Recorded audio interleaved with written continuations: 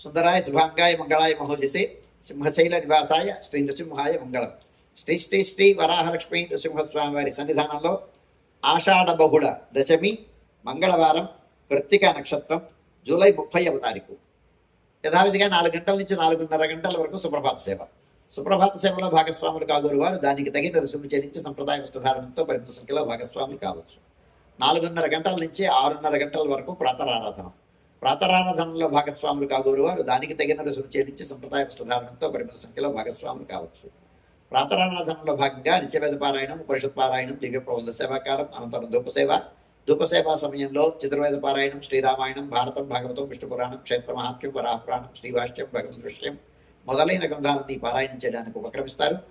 అనంతరం బాలభోగ నివేదనం అయిన తర్వాత నిత్యోహోమం పరిహరణం అయిన తర్వాత మంగళాశాస్త్రం, చాతుర్వర్గోష్ఠి, తీర్థ వినియోగం అయిన తర్వాత చుట్టు సన్నిధుల్లో మంగళాశాస్త్రం పూర్తి చేసుకున్న తర్వాత సుమారు 6:30 గంటల నుంచి సర్వదర్శనం ఆరంభమవుతుంది.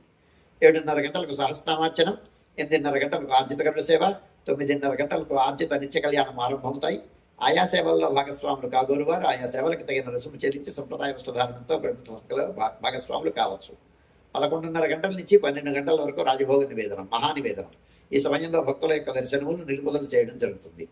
12 గంటల నుంచి 2:30 గంటల వరకు సర్వదర్శనం. మధ్యాహ్నం 2:30 గంటల నుంచి 3 గంటల వరకు మధ్యాహ్న విరామం.